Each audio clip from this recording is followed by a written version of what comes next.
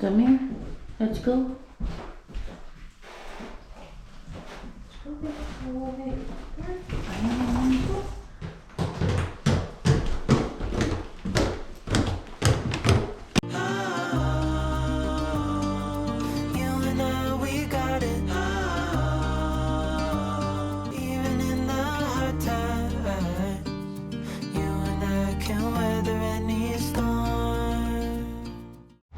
Good morning everyone. So, panibagong araw po dito sa Sunner Bay. Punta kami sa may bakery na malapit lang dito. Uy! Sorry. Naapakat na ano ko yung bata. So, of course, kasama pa rin namin ang mga bata. And, medyo vigilant na kami this time. Kasi may kahapon, may na-encounter kami na ang laki talagang aso, and as you know, ako hindi nyo pa alam pala, rather itong si Tapo na biktima na to one time, and sobrang agaw buhay siya. Nagkaroon siya ng 39 stitches, so it was a major operation talaga, and of course this time gusto natin maiwasan, so kailangan maging vigilant na sa mga aso around us. Okay. Wait lang, magpupupo lang tong batang to.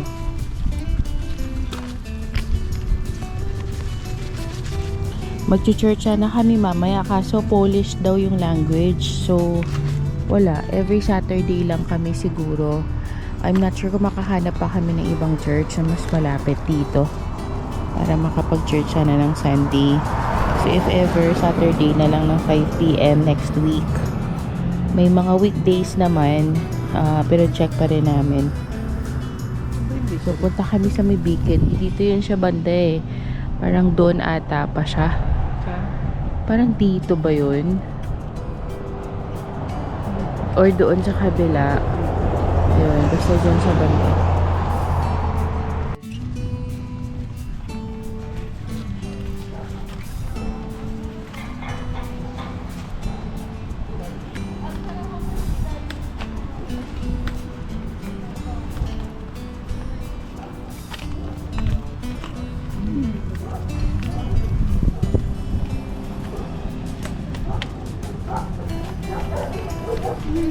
Kung nakita paano nila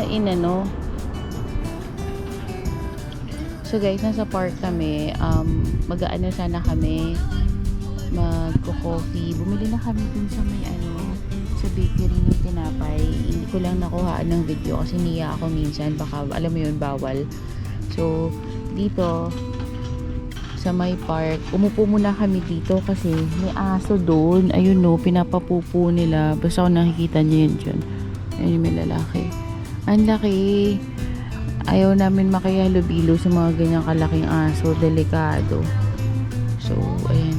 Dito muna kami. Ang galing ng park nila dito. May swimming pool. Pero, malamig. So, baka malamig din yung tubig. Yan. Tapos, every night, kinocoveran talaga nila.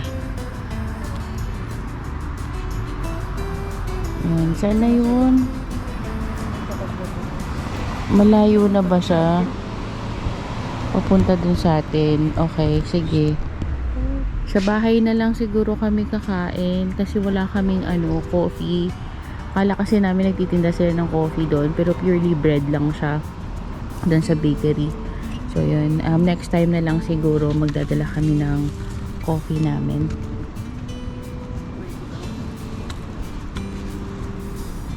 So, hindi malinis dito. As you can see, puro may mga baso-basura, ganyan. I don't know. Pero sa sa Singapore, yung mga ganito nila malinis eh. Alam naman natin na sobrang malinis sa mga tao doon kung maraming bawal. Parang ang sarap mag part-time dito. Mag-ganyan-ganyan.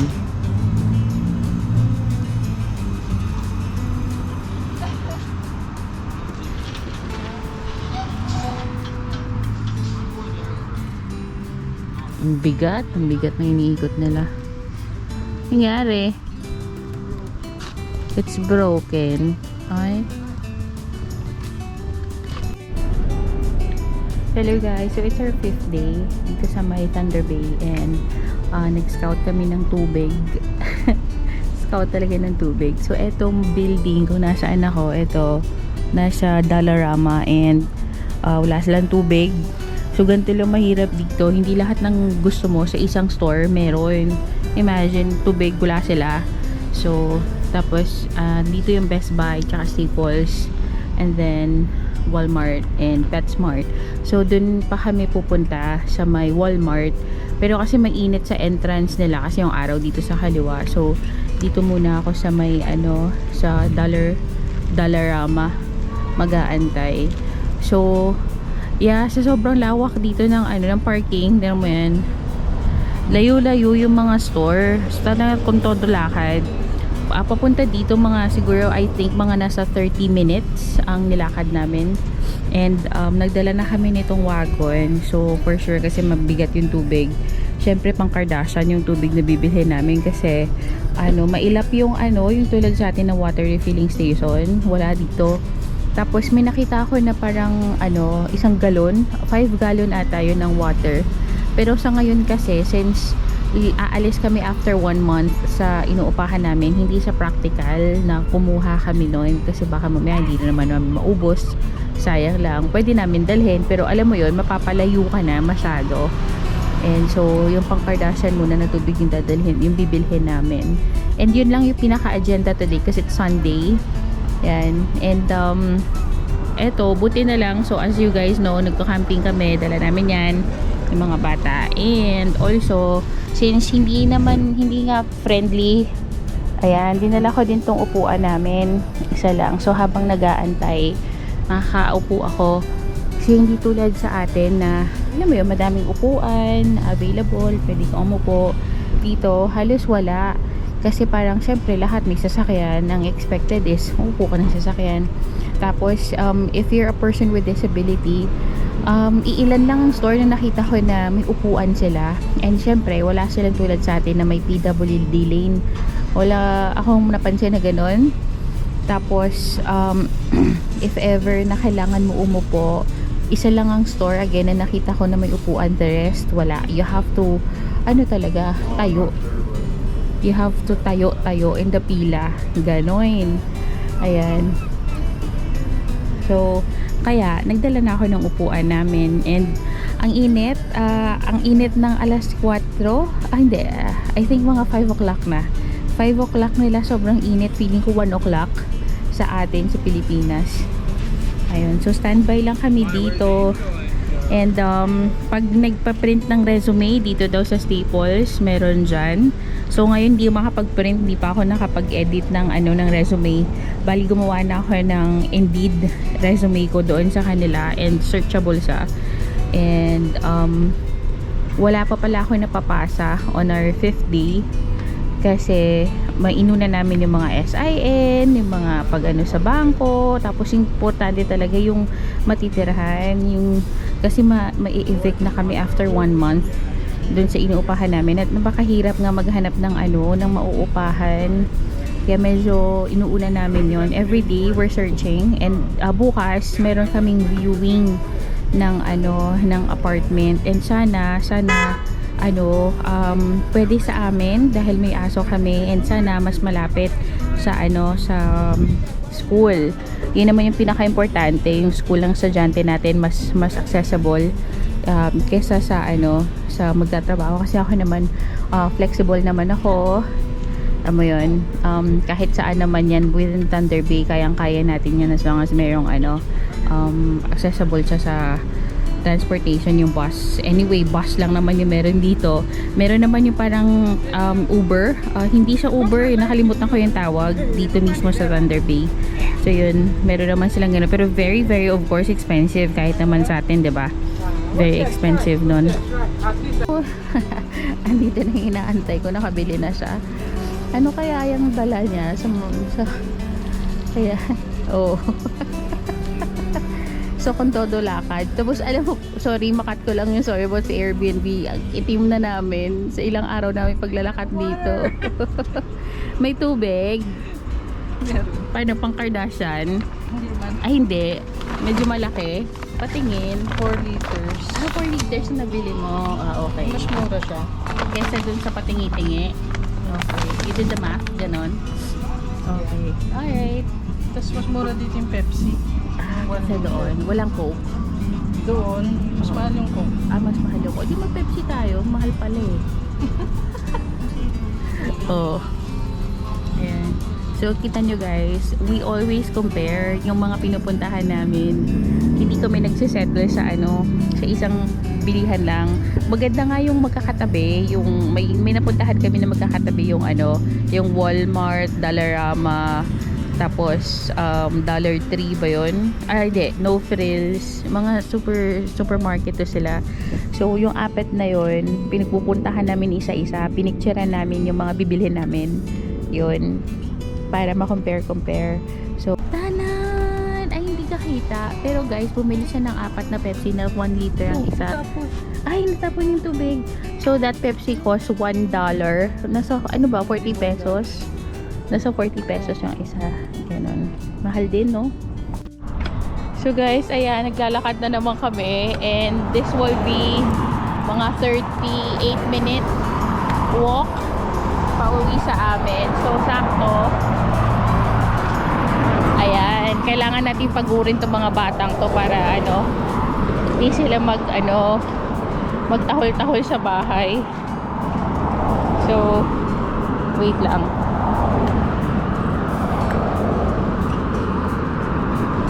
Oops, dito tayo sa kaliwa. I'm sorry. Ayan, pagka mga Canadian guys, mga naman, so mababait talaga sila. Wala pa naman ako na-encounter so far na marites, hindi, mga intermedida or something. Ano ba tawag ng correct term doon? Mga may itimang budhi. Ayun, so far wala pa naman. Ayan. Ganito siya, nasa probinsya kami at ito yung probinsya nila. So medyo lumalamig naman na ngayon. Kaninang init talaga eh. So matlakas yung hindi makapagsalita. Yung araw, direct yung araw, masakit sa balat, pero malamig. Yun, so kung wala sana akong aso, magdadala akong payong. Pero kasi paano, kulang na yung mga kamay ko para sa isa pang payong. So tiis na lang natin yung sikat ng araw. So guys, dito kami sa sa labas ng shopping center nila. Napuntahan na namin to nung parang 3rd day ata namin dito. Ay, buti kabilat mo. Sorry. Okay. Dito. Sa Everest kasi na yung daanan ko. Dito kami sa may Intercity Shopping Center. So shopping center na nila to. Tingnan nyo kung gaano kalawak yung lalakarin mo. Kasi nga, talaga sila sa mga parking ng mga tao. Ayan. Tapos, parang, first floor lang ata to eh. Hindi pa namin masyadong para first floor lang. Ayun, pumasok kami dyan and parang kita mo na lahat sa loob. Ganon. So, maliit lang siya. Ayan, stop here on red signal. Okay, tatawid kami dito kasi pupunta kami sa may... Asan yung KFC? Andun.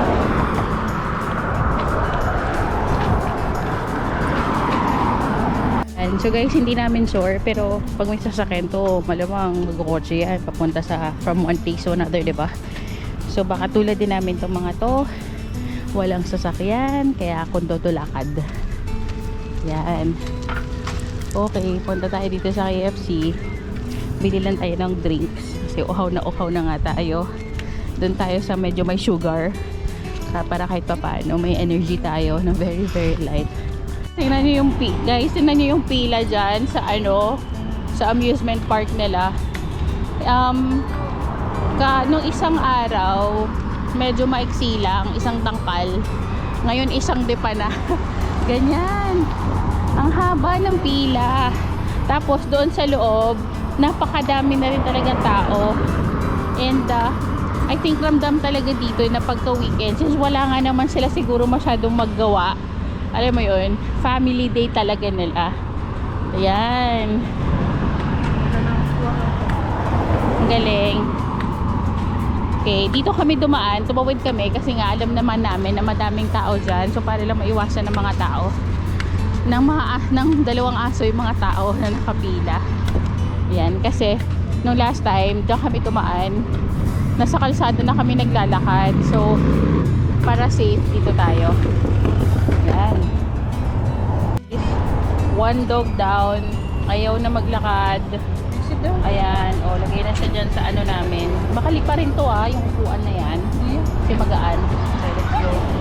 Si Taco, lakad pa din.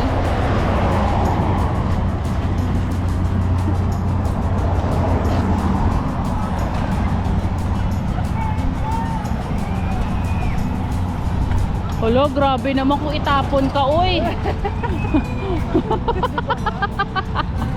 Parang shake na shake ka dyan,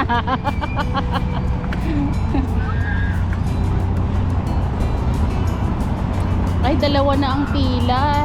Dito tsaka dun sa kabila.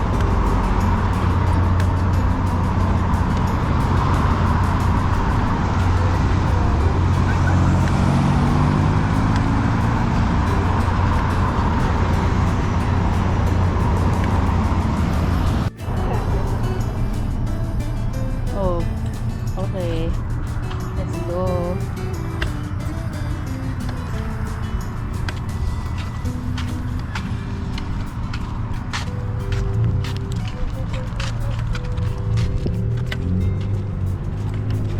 Thank you for sharing the road with us. Guys, so kanina dapat mag-KFC kami, diba? And sobrang mahal nung drink. Nasa $4. Nasa 3.99. So, ganon. So, dito tayo sa DQ dahil 1 point kineme tapos refillable pa.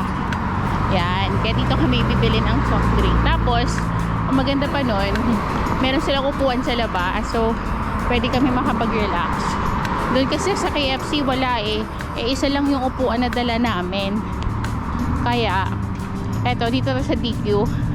Dahil again, sobrang uhaw na yung nararamdaman namin sa 40-minute na lakad.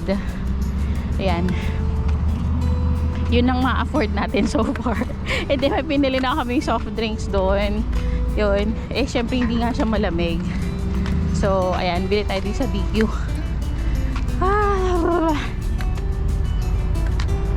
Let's go.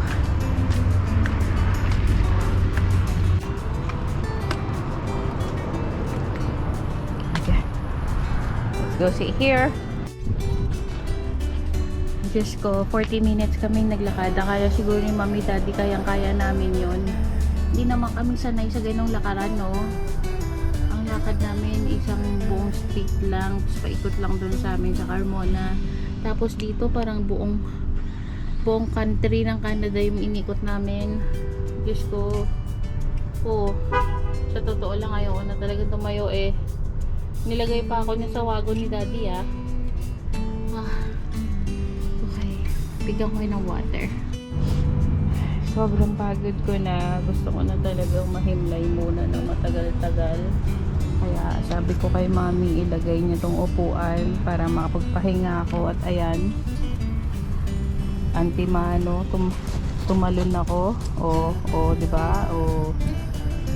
Kailangan komportable. Nakakainis naman tong sapatos na to. Ay, nakabuhol ka pala, nak.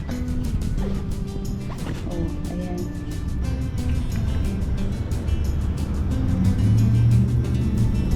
Si Taco kasi wala. So, dyan lang siya. Dito na naman kami ulit sa may DQ. Favorite nila Mami kasi mura lang yung drinks. 1 point something lang daw. So mga siguro 80 pesos yun basta i-convert. So ayan, sa susunod hindi na kami magko-convert. Wala na kami pakialam doon. Pag sabi ni Mami nakabili, nakapagtrabaho na daw siya, hindi na daw kami magko-convert. At for sure hindi na kami masyadong maglalakad pag may work na siya. Yun ang sabi ni Mami, kaya tiis-tiis lang. Ay, nakakapagod. Naku guys, on our first day na ginamit namin tong bago namin, Nakalasan siya ng ano, ayan o. Yan. Dapat meron siyang ganito. Yan. Ito sa kabila. Nawala. Kaya pala parang bigla siyang bumigat. And unfortunately, hindi na namin siya mahanap. Siguro kanina pa yung nahulog. And then, parang ngayon lang siya tumabingi. So wala, hindi na namin mahanap. Sa layo ng... Dito lang siya bumigit eh. Baka ano, kanina pa siya ano, natanggal. Tapos hindi lang siya na-dislocate. Ganon. Na-misalign lang siya ngayon. So ngayon mo lang siya naramdaman. Baka ganon. Sayang naman.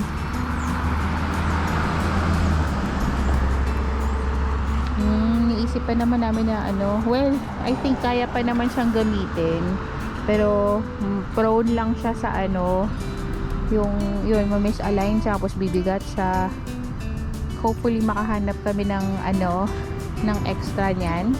Next time pag pumunta kami sa Home Depot, ba tawag doon? Or sa Wilcon. Ay, Wilcon. Wala palang Wilcon dito. Sa basta yung mga titinda ng mga ganyan-ganyan, try namin maghanap. So, pauwi na sana kami. Currently, ano, ayan, alas 8 na. Alas 8 na ng gabi dito. And nakita nyo ba, sobrang liwanag pa. Ayan pa yung anino namin, oh. Ayan. So, malapit na kami sa uuwian namin. And, ayan, siguro, ano, tara, ganun talaga. Ito lang siguro yung mabigat. Oo, yung mabigat siguro sa harap na lang yung sa likod. Wala, baka kanina pa yun nahulog. Ayun. So, ayan guys, it's still holding. Pero syempre, nakakalas na siya doon sa loob. Hindi na diretso yung takbo niya. Ayan. Hanapan na lang namin ng nuts to sa susunod na araw paglabas namin. Sayang naman yung apple, oh. Aray, ayan, oh. Kinakain lang ng Kimberly ng oods. Yun, konting lakad na lang. Siguro mga ano na lang to, 5 minutes.